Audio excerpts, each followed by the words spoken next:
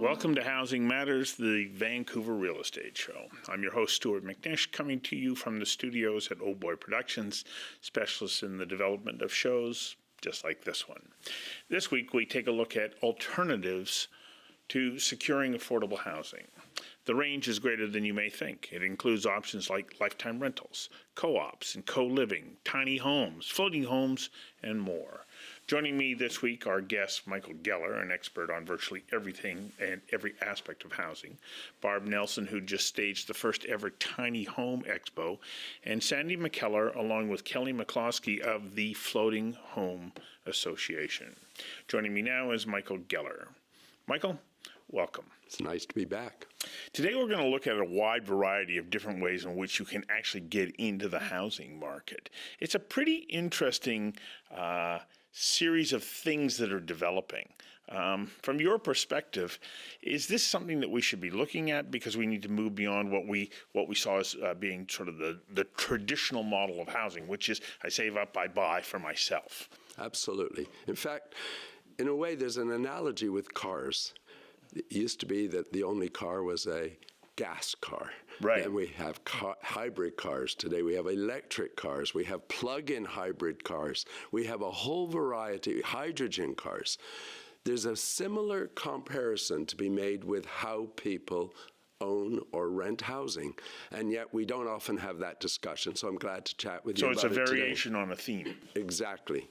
So, the traditional Canadian model or dream was I buy my own house, and usually just a single resident home was what we thought of. But that's not practical for a lot of people. Even buying a condo isn't practical for a lot of people. What are some of the options that are now coming available that really are worth exploring? Well, certainly one option that we hear a lot about is co-op housing. And again, co-op housing means different things to different people. Mm-hmm. When I say co-op housing to people in Canada, they generally think of either those older little buildings in Kerrisdale, or they think of government subsidized housing, because so many of the co-ops in Canada were subsidized by the government. And there, people don't actually own their own unit, but they own a share in the total development. Mm-hmm. But in the case of the government subsidized ones, you don't have any appreciation. But you may remember when John Lennon was killed, he was living in a co-op in New York, the Dakota. Indeed, in New York, co-op housing is, in fact, one of the most exclusive forms of housing, because an advantage of a co-op over a condominium, at least in the eyes of some, is you can decide who gets to live in the building. Oh, okay. But are you restricted in the fact that you will not see an appreciation in the value, or is that outdated thinking? That's outdated thinking. And indeed, there are co-ops in Vancouver that were built many years ago, which appreciate over time, just mm-hmm. as they do in New York. And I expect that in the future, we may well see people like me, older guys and women who want to perhaps live together with a group of their friends. Perhaps we all play tennis, or we all play bridge, and we could create a co-op, but we would own a share in the overall building. Now, the banks often don't like financing co-ops, but for many older people, they've already built up equity, so they don't need financing. It's an interesting idea, because then as one person either passes on or decides to move on, they can sell their share, but they can't just sell it to anybody. That person then has to be vetted and accepted by the rest of the group. That's right. But now there are people who are going to say that's exclusionary. It absolutely is exclusionary. And when one of my friends moved to Vancouver recently from London, I had to write a letter on his behalf to the co-op to testify that I thought he would be a responsible neighbor.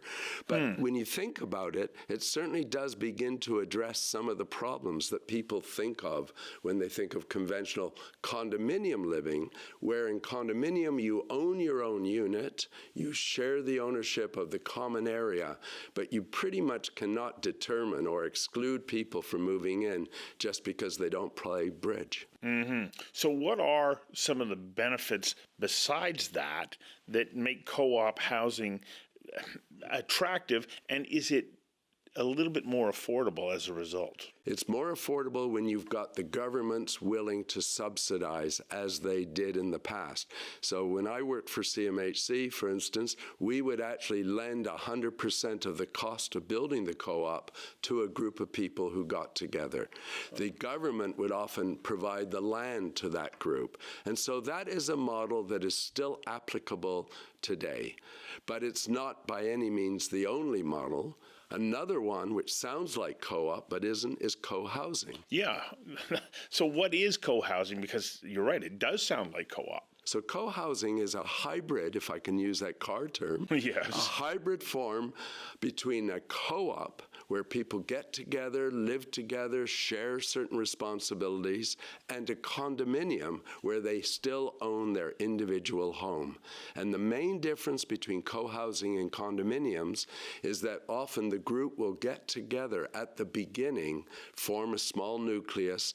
They may even hire the architect, find the site, develop the project, and oftentimes will have a smaller home, a smaller unit, in return for having more communal space. So there may be a communal dining room and kitchen area, or there may be far more interior places for children to play. And co-housing is becoming, I think, a very attractive model in Canada. It comes to us from Denmark and Europe, and it's not just for young people. There's a wonderful co-housing development for seniors in Souk, British Columbia, which is well worth visiting if anyone's in Souk. Okay, so who pulls this group together? Is it a group of people, of like-minded people who say, we want to live together, these are the things that we want to do, and they, in essence, become the developer? Or is this something where a developer would say, we're putting this together, you can now apply to be a part of this group? Generally, it's the group that starts off the project, but oftentimes now they're starting to work with developers. So, for example, I've been consulted by a group that's looking at buying 2 floors in a high-rise building and converting those 2 floors into a little co-housing development, if you like, a community within a strata community. And again, there's pros and cons to this, like everything else. But why I'm so pleased to chat to you about this is because I think we should have more conversations about these housing options. So with co-housing, what is the benefit as far as price is concerned? Because this is an overarching concern, especially in this marketplace. Well, is it going to save me money and still give me ownership? Where there can be a benefit is when the group actually does become a bit the developer themselves. They hire a professional to manage the project, but there's the potential to eliminate some of that developer's profit. The other thing is oftentimes a church or a government may be willing to make a site available at below market cost because they like the idea of a co-housing development taking place. Well, I guess the next level down on that is shared equity in like a single property. Are we seeing more and more of that?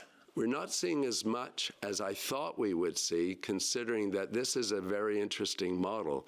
But the federal government recently announced a new mortgage program, which most people don't understand. Yeah. But effectively, what they're saying is there's a lot of people out there who could afford the monthly payments, but they don't have the required down payment. And so the government is saying, we're willing to look at an arrangement whereby we'll put up some of that equity for your down payment, and in return, we will share in the anticipated appreciation that will occur over time.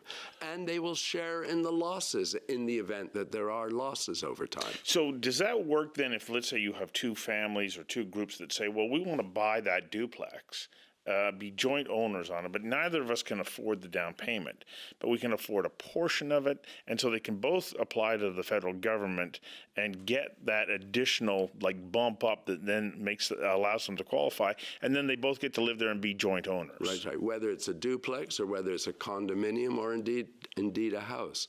Now, there's a major variation on that, and that's when we're not going to have the government involved. It's just that you have this technician working here today who wants to buy a home. He's got a lovely job. He works regularly with you, but he doesn't have the down payment. One of the models that's out there is called a shared appreciation mortgage. I think that person is a good investment. I will lend him $200,000 for the half of the down payment that he requires, and in return, he doesn't have to make any mortgage payments to me, but in return, when that home is sold, we will share together the appreciation. And that is essentially what shared equity is all about. So that very popular in Europe. So that, in essence, is going after private financing for the down payment. The rest you go out to the bank and secure the remainder of the mortgage. That's right, but there's variations on this because oftentimes, again, if we look at England, there might be something called a housing society, a benevolent developer, or a benevolent organization, or a church organization that gets involved in creating a project, and they take that role.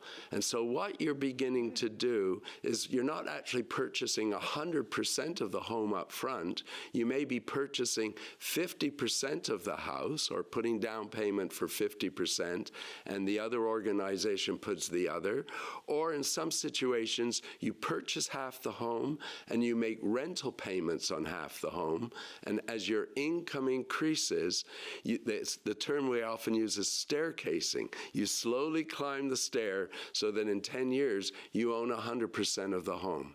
Now, people are confused with this, but the point I want to make is there are these variations out there that can help people get into housing in an ownership way who might not otherwise have the required down payment. So how are they going to go find those sources of income investment? Well, in some instances, organizations set themselves up. We've heard a little bit in Vancouver about community land trusts. That's an example of an organization that gets involved in the development of housing, shares in the ownership arrangements. So it's a model that is out there. And we're starting to talk about it here.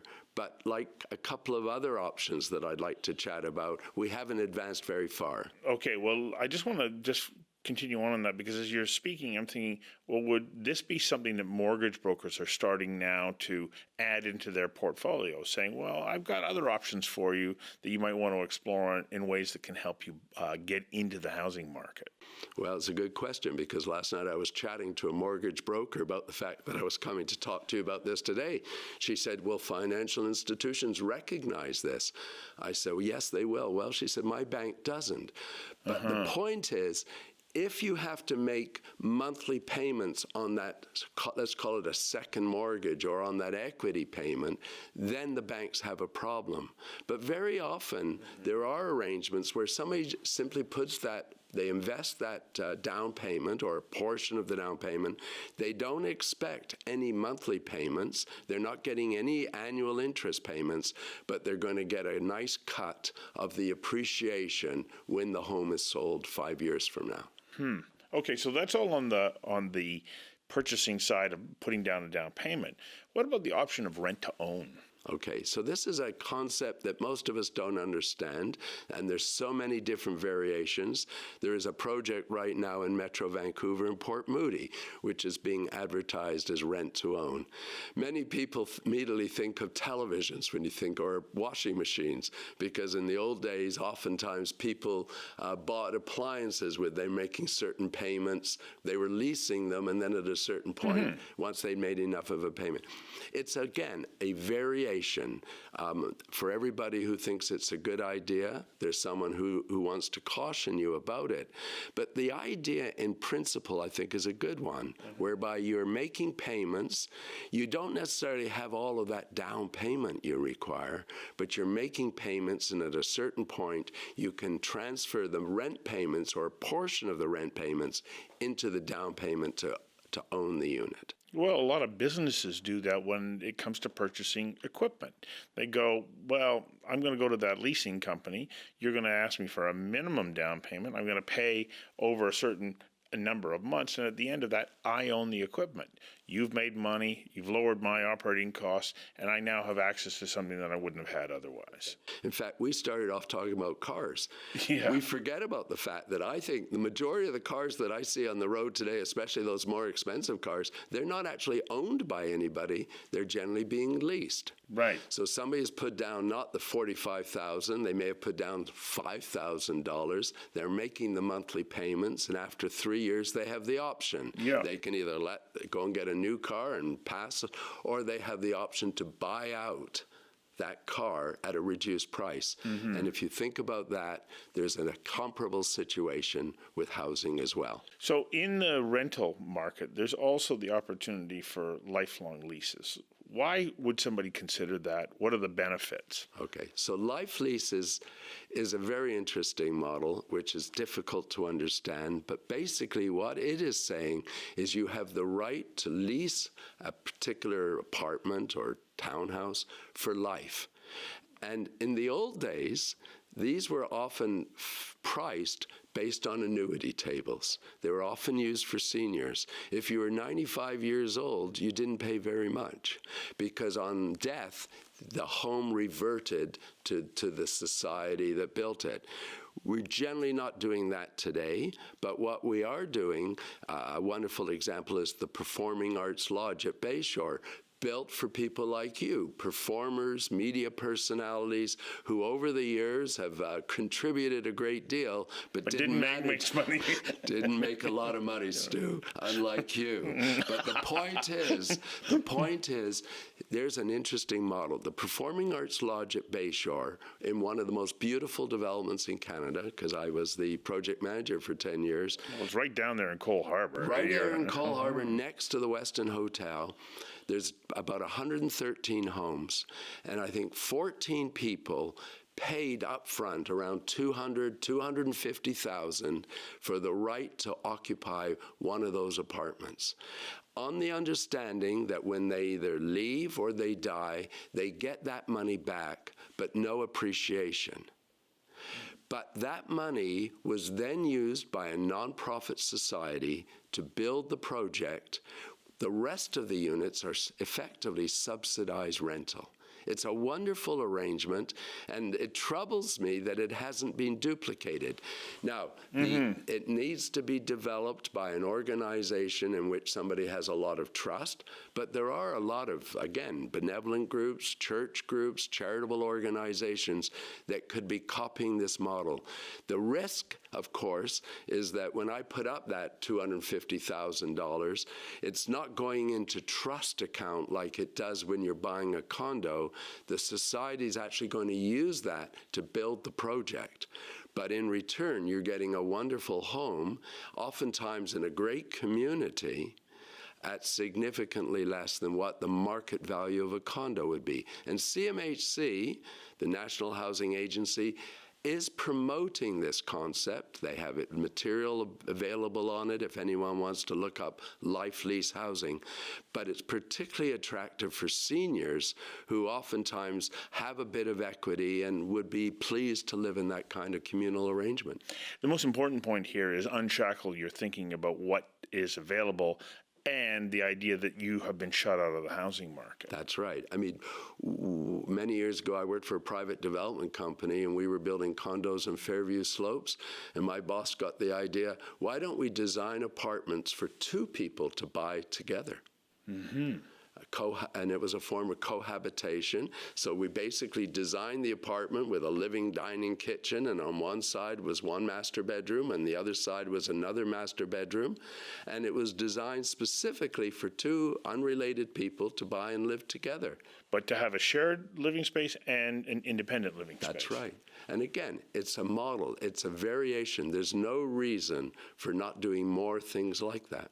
So cast your mind wide and far and come up with solutions that may work for you and a few other like-minded people. I mean, right now, so many people are resigning themselves that they may never own anything, that they will be renters for the rest of their life. And I will confess, when I moved to Vancouver in 1981, I was like that too. I looked at the price of housing, and my wife and I said, we're out by a zero. We bought 2 cars and we rented. Eventually, we managed to borrow some money. My boss lent me some money. I bought a small small house and slowly got onto the property ladder.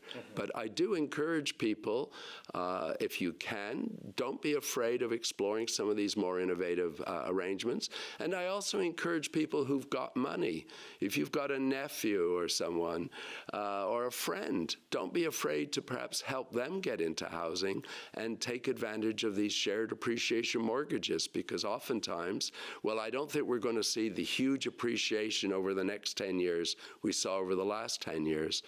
Over the long term, housing always goes up. Always goes up because people still want to keep moving to Vancouver. Thanks for coming in and sharing these ideas. My pleasure. Thank you, Michael. Now, just before we go on to our next guest, I want to give a shout out to our sponsor, Realco. They're the company that has built Scott and Nicholson, which is a collection of contemporary 1 and 2 bedroom plus den homes at the heart and soul of North Delta. It merges the convenience of bike and walkability to shops, schools, and amenities with spectacular parks, trails, and golf courses nearby. A modern space and your welcoming nest. To learn more about Scott and Nicholson, please visit realcoproperties.com/Scott and Nicholson. Now to our guests, Sandy and Kelly of the Floating Home Association, with the inside scoop on what you need to know if you think living on the water in a floating home is for you. Sandy and Kelly, welcome. Thank you. Thank you.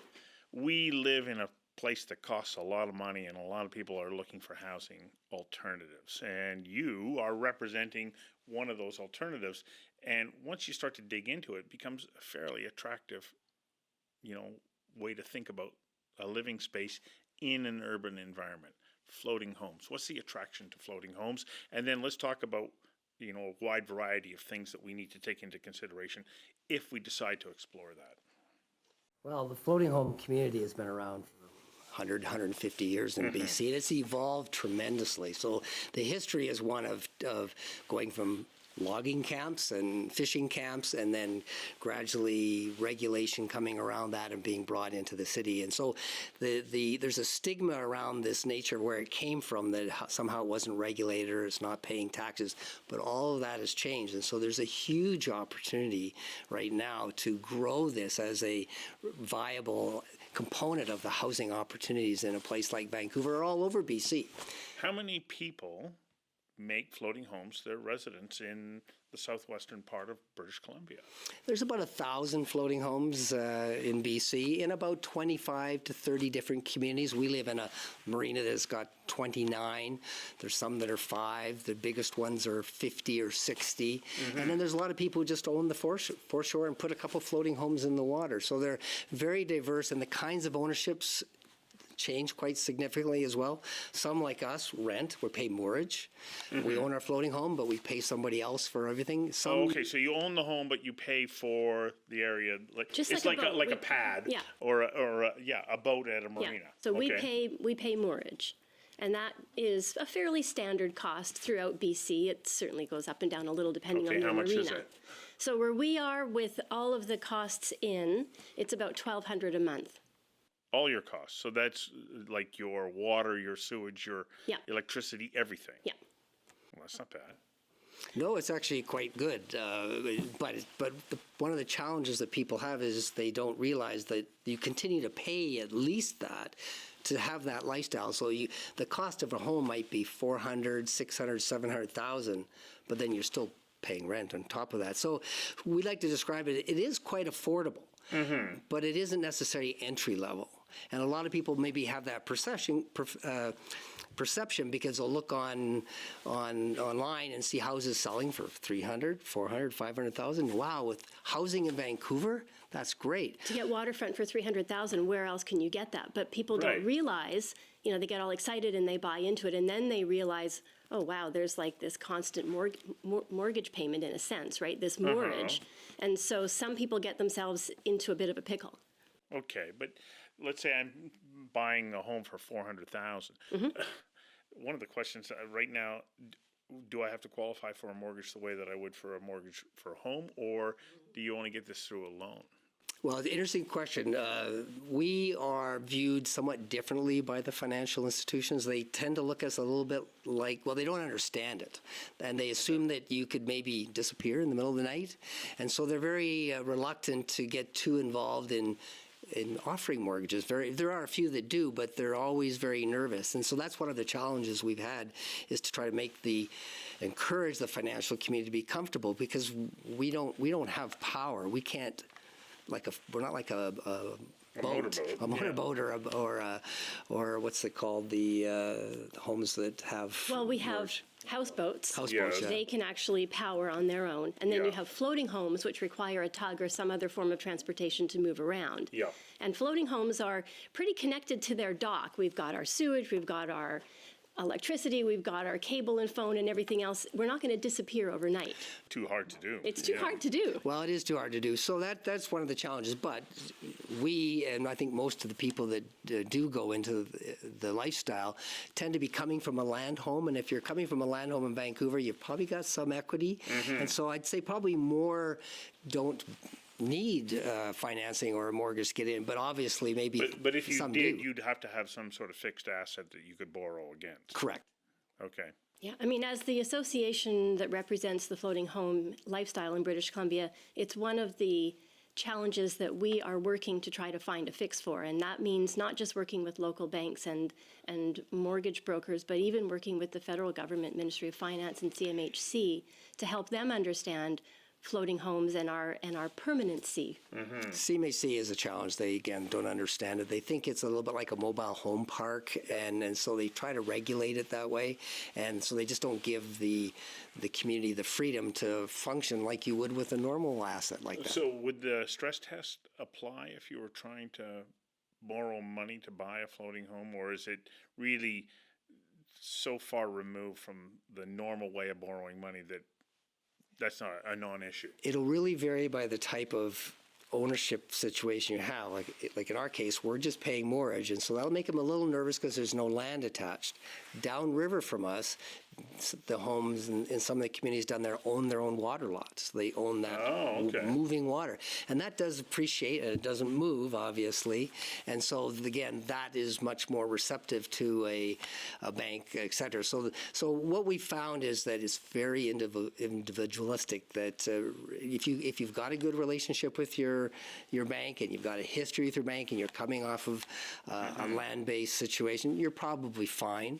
Or you could be creative and go back to the current owner and say, you're going to have to finance me, which may or may not work depending on what the circumstances of that owner are. That may or may not work. We haven't heard of many of those in our People are creative, community. and we live in times where we Yep. need to be creative, Yep. and that's why I think more people are starting to look Yep. at floating homes. Are you noticing an increase in the number of people who are now starting to ask those questions that could lead to floating home ownership? So what we saw was a few years ago, there was a TV show on HGTV called My Home Floats, and it was about floating homes, and it got into everybody's living room, and suddenly there was this keen interest in the world of floating homes. Realtors who specialize in the business suddenly had their phones ringing more frequently. The challenge for us is that this is a fixed sort of number of homes that are available. Mortgage opportunities are limited, and so what it did was it drove the price of selling homes up, as opposed to opening up more of an opportunity for what we call more floaties. Because of provincial regulations, and in many cases municipal or civic policies, the opportunity to build a new floating home community is fairly limited in British Columbia. The provincial policy actually is no more floating homes. That's official. It's written down. Like, no more. No more. Lands Department of the Ministry of A Forests. big part of that was driven by the fact that there were parts of the province still where you had a lot of squatters, and they were sitting out there in lakes around BC, not necessarily dealing with their environmental waste or issues, anything. properly. And so they were trying to, and they still are, trying to corral that in some particular areas. And they are making progress, but that was certainly part of the challenge that was being faced. So if you want to get into floating home living, you're going to have to buy an already existing home. Yes and no. I mean, one of the things that the province has told us, and they've been quite good, and we've really worked on that relationship, is that they have the ability to make A variance. variance, thank you, to the policy. And so the regional manager can do that. So if the city's on side, there's a developer, and the province will let the regional manager deal with that. There's a fairly recent, in fact, it's still being developed right now, development going in Squamish. And that's a good example of it can still work, but it's a big disincentive right now. It's not really being encouraged, and there's so much opportunity. When you think about Vancouver and the pressure to grow in and up rather than out, there's so much water opportunity there, and it's such a fabulous lifestyle. And I'll give you the example of Delta. Delta, when they first got going, and Delta is one of the biggest floating home communities in the province, the city was very reluctant to go down this route. And there was, well, because there was still this kind of image of, are they really paying taxes? Are they squatting? And there were some shanty towns on the river way back Hippies when. on the river, okay, Absolutely, yeah. All right. that was it. But now if you look at a brochure from Delta, a tourism brochure, what do you see? Us. Not us. But, okay, let's talk about this.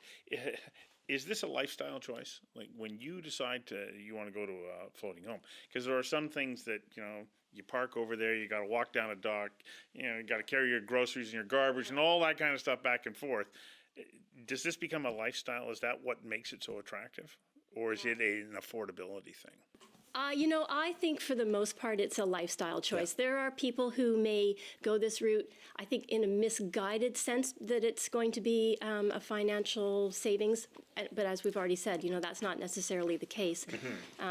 Many years ago, we took a river tour down the Fraser River, hosted by the Ladner Historical Society. And that was the first opportunity we had to see the floating homes from the other side, because the dike basically protects them from view from the road. And Kelly essentially fell in love. and became romanced by this idea of living on the water. And I was unsure about that. And as you said, you park way up here, you got to walk down a ramp, which, we move 14 or so feet every day with the tides in Ladner on the river. So some days our ramp is a pretty steep hike. And in the winter, if it's a little icy. And in the winter, when it's snowy and icy, it can be certainly challenging. I mean, our marina is fantastic about keeping things as safe and clear as possible. And we looked for almost 4 years before we found the perfect home in the perfect situation for us. But it was definitely a lifestyle choice. And now that we do it, I want to say it was my idea, because it's an awesome idea, and we love it. Okay, so let's say I'm considering this as a lifestyle. What are some of the questions that I have to ask myself to determine whether or not it's the right lifestyle? So how are your knees? And any other joints, and yes. any other joints, absolutely. Do you get seasick? Do you have motion sickness? There's a couple times in the year, the big storm we just had before Christmas, where we don't want to be on the water. Now, I'd say 99% of the time, we don't even really notice it. It's actually that little gentle movement is fabulous. It's actually the absence of the motion that we notice more when we leave the house. Right, and so there are certainly you want to be comfortable. When we looked at doing this, Sandy So wanted in heavy seas, you're in like a mini earthquake. A gentle earthquake. Yeah. We have a hanging candelabra in our living room, and we gauge the temperature of the wind by how far this thing is displacing back and forth through our living room. And at what point do you decide that's a warning sign we're getting out? Yeah, well, we've only really we've been there 6 years now. We've only really lived through 2 storms where the only thing keeping us in the house was the fear of leaving it. Because, being out on the dock might have been more dangerous than staying in. Yeah, exactly. So, but, the pilings are strong, and we've got chains, and more recently we've added ropes, which make a big difference, because when we were only chained, when the wind or the tide pulls you away from the dock, it's like driving down a logging road. It's just like, you're just banging.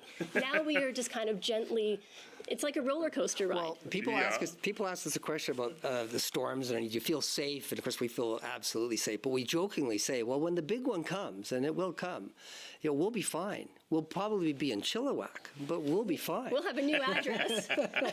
Because we're floating, and it's such a stable flotation device that you have under you that that's really not an issue. You're not going to sink a floating home like us. Those are two big issues. But coming back to your original question, Yeah, I mean, the beauty of it is that you are really living at one with nature in a different sense from maybe living in a cabin or a cottage. But the elements are part of your day-to-day living: the wind, the rain, the snow, as you say, and the sunshine, and the wildlife. I mean, we are The sea surrounded. critters must be amazing. Yeah, it's amazing. Like just the other day, I was watching a river otter jump over the logs along the shore, and this morning there was a family of geese with their 7 or 8 goslings, which are now the big sort of fluffy, gray, gangly teenagers. Almost ready to fly. Almost ready to, Yeah. And we have seals that swim down the river and visit the fishermen at the fish plant down the way for scraps. And, if you're a photographer or if you're interested in nature, it's a fantastic opportunity. The sunsets that we view down the Fraser with the sun dipping back behind Texada Island, it doesn't get any better than that. It's absolutely exquisite. And in the morning when we wake up, we hear nothing. Like when we first moved there, I thought my eardrums stopped working.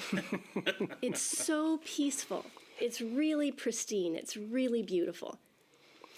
And the type of people, interestingly, and we only learned this, that tend to go in there, as Sandy likes to describe them, they can kind of be a little bit off the grid desirables. A little rough around the edges. A little rough around the edges, a little more into nature for sure.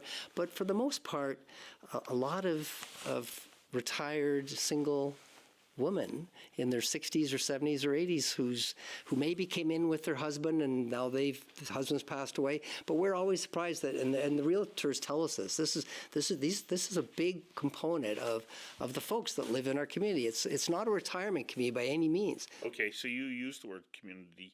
Is it really a community? Like, are people looking out for one another? Oh, Do you it's get along with one absolutely. another?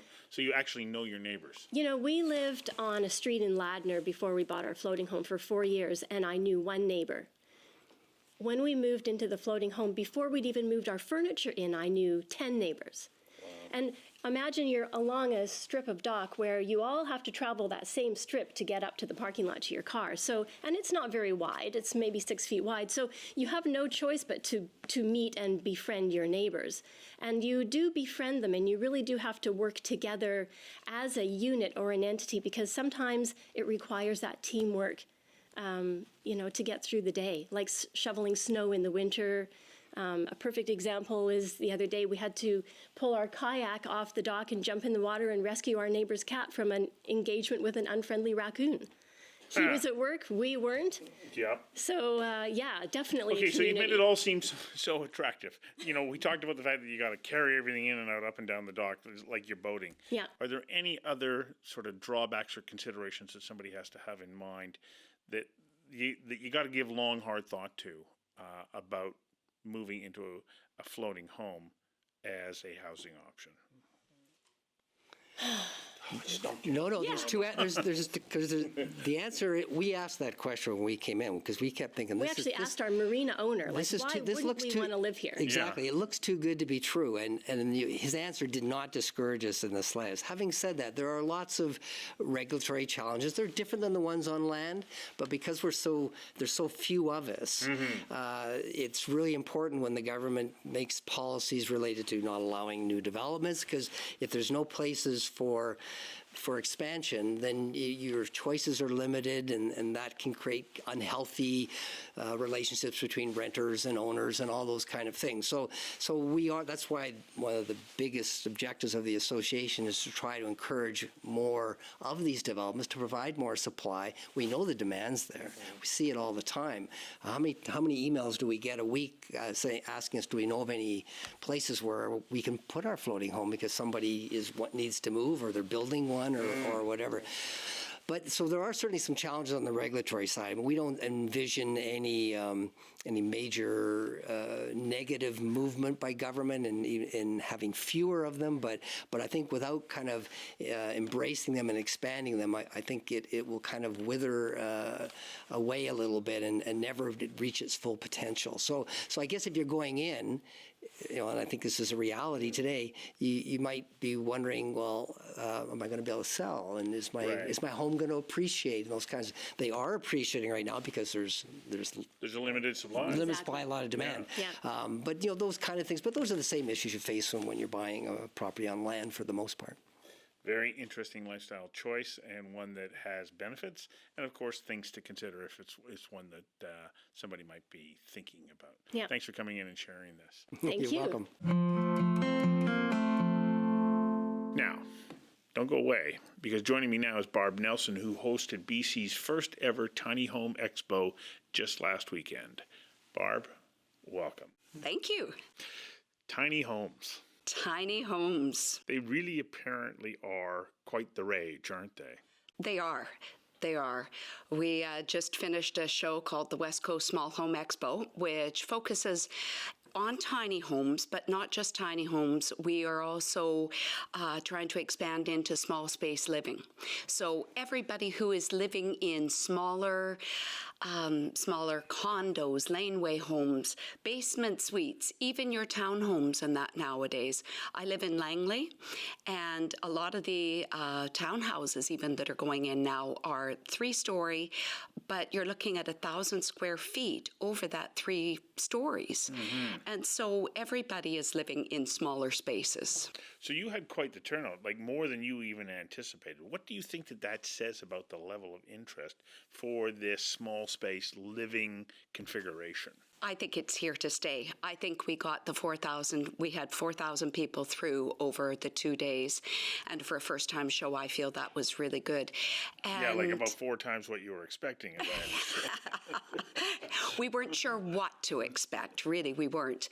And so, yeah, I think there are so many people, well, in Vancouver, I'm sure a lot of the condos and that now are not huge spaces in that for people to be living in, so everybody struggles with the same sort of things. Mm-hmm. How do you store things in these small spaces? So you have to have things that help you to organize the things that you definitely want to keep. Well, I went out there, and there were lineups of people trying to go through these different display homes that Yes. were there.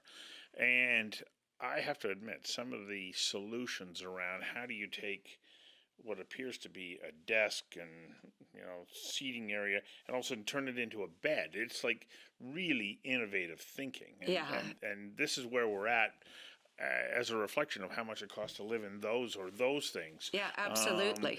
The cost of living here has become so high, I can understand the attraction. Yeah, it's very cool to go through the different homes and see what different things in that the different builders have come up with. Like there was one home that had storage underneath the stairs. So Yes. you pull them out, you can put whatever in there. Everywhere that they could think of, there were options in that for storage. Well, in one, there was storage between the wheels and Yeah. under the main floor.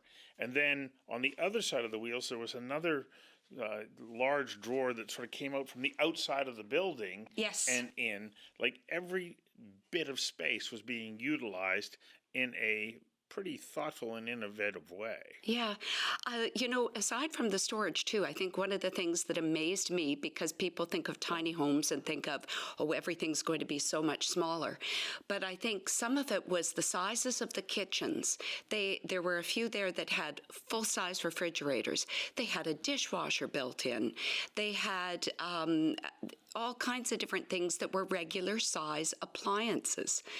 And I had always thought that when you were building a tiny home, it would be much more compact things. But anyway, I was pleasantly amazed at what people come up with and ways to fit it in. Well, one of the things I think that would hold me back, and I was, to use your expression, pleasantly surprised, is there were a couple in there that were showers that I go, yeah, this is got a good bit of space in here. Because Yes. usually you think, okay, well, I'm going to have to be cramped in with a little, but no, they really engineered this quite well. Yeah, they did. And there was one with a bathtub that was actually a decent-sized bathtub.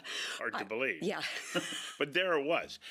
I think the more interesting, it's not the more interesting. One of the other interesting things is the cost of entry, anywhere from about 60 some odd $1,000 up to about $120,000, depending on how complex you wanted to get. So to have what amounts to a tiny condo on wheels for that price, pretty affordable. And so that gives people entry into home ownership. It does, because it's so hard nowadays, entry level into your regular condo, and that I'm not even sure anymore what prices are like here in Vancouver.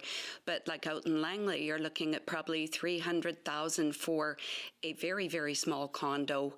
I would say that most are more than that. And as a first time, and you need 10% down, that's a lot of money you have to save or have somebody invest with you to be able to get into the housing market. Well, so that leaves me wondering, if I go to buy a tiny home, and let's say it's $100,000, I guess I can get a loan rather than a mortgage, and then therefore I wouldn't have to qualify for the B20 stress test. Yes. So there are, we had one mortgage broker at the show, and she's also a builder. And so she specializes in helping people get into these different homes and such.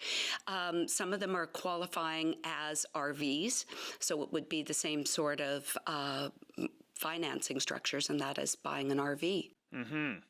So that brings up, where can you live in a tiny home? Because every municipality has different rules with regards to this kind of living.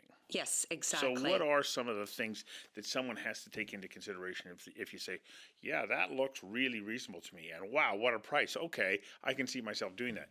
But what are some of the other things that I need to make sure that I've checked off if I want to move into that kind of living arrangement? Okay, well, first of all, Victoria is now legalizing the tiny homes. Meaning that you can come in, set up, and stay there. You would have to go through and make sure that you're meeting whatever their criteria is, but the Sunshine Coast also accepts them. There's a new development going up into Sunshine Valley, and there are other municipalities around the Lower Mainland that are looking at it. So I'm hoping that it will get easier and easier to do that. Out in the valley where there is acreage and such. And wouldn't it be nice if, like in my case, my dad is still alive, but I would love to be able to have somewhere and that he could be close by us. Same thing with our kids and such. If you've got a piece of property, why not be able to use it with something and that you can have them actually living on close proximity and them being able to afford it. Right. So one of the things that I thought about when I was looking at this, there's been a considerable amount of discussion around laneway homes as a way of being able to expand the amount of available housing in a city, let's say like Vancouver. Yes. The problem, and I thought, well, wouldn't a tiny house be a nice alternative to building a laneway home? Laneway home costs more money, it's harder to put in, there's all that approval process. And so I looked into it, but apparently the bylaws wouldn't allow you to do that and for any more than about 6 months out of the year. Yeah. And so what do you do around that? How do you get around that? Well, that's a good question, and that there are different groups out there. Tiny House Alliance Canada, I believe, is one of them. Look for the different groups in that are out there that are trying to do things and that to get it so that tiny homes are legal around. I know part of the problem is the fact that they are, quote, on wheels. Mm-hmm. And so it's a whole different set of rules and standards based on that. So I would say go in and ask your city, municipality, and such what you would have to do to be able to do this. And I think there's going to be a lot of groups and a lot of people in that lobbying for some of this to change as we go forward. So what are a couple of the other considerations around being able to set up? Because you need to have water and access to sewage, electricity, and some form of communication. But beyond that, you're pretty self-sufficient, aren't you? Yeah, you are. I mean, as far as electricity goes, you can also look at solar panels. Mm-hmm. I know. I saw some pretty innovative solar panels off the sides of some of those homes that were on display. Yeah. So I think also what's happening with a lot of the different homes and that too is that they end up country over on the island and such being used as vacation property, or people living in sort of out of the way places and that where they may be off grid and so. Yeah, but I can see that there would be an interest among some people saying, no, I want to bring that kind of style living into an urban setting. Yeah. So there's going to have to be talk between the tiny house community and the different cities and municipalities to see what common ground that they can find for moving forward. So are tiny homes being manufactured here in British Columbia? Oh, absolutely. All of the homes that we had, so we have Mint tiny homes there, we had Coast tiny homes, there was Hewing House, Freestyle Spaces, there was Tiny Healthy Homes, just, to name a few. To name a few. So there are quite a few. Absolutely. Wheelhouse, there was Sunshine Coast, or I think they're just Sunshine Tiny Homes, but from the Sunshine Coast. So lots there of is an people. industry, okay, and growing interest. And growing. So what would be your checklist of the first 4 or 5 things that somebody should tick off if they're looking at moving into this tiny home space? You have to like to live in a small space. Yes. Absolutely, because it is a whole different lifestyle. You have to be willing to downsize because you cannot take a lot of your belongings and possessions with you. You have to decide what exactly is the most important to you. And if you can't get past that, then it's a little bit difficult. I think one of the things, too, about living in a tiny house is the freedom in that, because you are not tied to a mortgage. You have the ability to travel. You have the ability to do all kinds of different things that you're not spending your weekly or bi-weekly paycheck on. Wow. So it's a whole lifestyle. And it looks like it's a good one. Yeah. For those who like it, I noticed that there's definitely an indoor-outdoor sort of component. All Yes. these places was sort of like, yeah, here's your indoor space, but here's how you kind of like make the extra square 10, 20, 30 feet outside the door an extension of your place. And so Yeah. you gotta want to have that indoor-outdoor living. Absolutely. I think it was Freestyle Spaces that had the tiny home with the spiral staircase Yes. that went up, and they had a gorgeous living space up top. Yeah, And, huge deck up there. Yes, yeah, absolutely. So if that's what you're looking for, I mean, there definitely is the roof to look at. You can build decks, you can do all kinds of different things in that to increase your outdoor living space. But yes, here you also have to, I guess, be prepared if you are going to live in a tiny home year-round. Be prepared for the fact that during the winter months, we don't necessarily get a lot of outdoor time, depending on what the weather does. Very nicely put. The wet coast. Yeah, exactly. And so that is one of the considerations. But it is an alternative to living, especially when we take a look at the high cost of housing here in absolutely. the southwest of British Columbia. So it is an alternative that people can consider. Yes, it definitely is. Okay, great. Well, thank you for coming in and sharing this with us. And I'm sure the Tiny Home Expo will be back next year. It will be back again June 6th and 7th at TradeX 2020. Fabulous. Okay. Best of luck with that. Yeah, thank you so much. Thank you for tuning in on Apple Podcasts, thevancouversun.com, and theprovince.com, as well as the Vancouver Sun's YouTube channel, which I ask you to subscribe to because you won't want to miss an episode. As well, I want to thank and acknowledge Arnold Chang, Greta Gibson, and Derek Hayter, without whom this show would not be possible. What a great team I get to work with. I'm Stuart McNish. Thanks for joining us on Housing Matters, the Vancouver Real Estate Show. See you next time.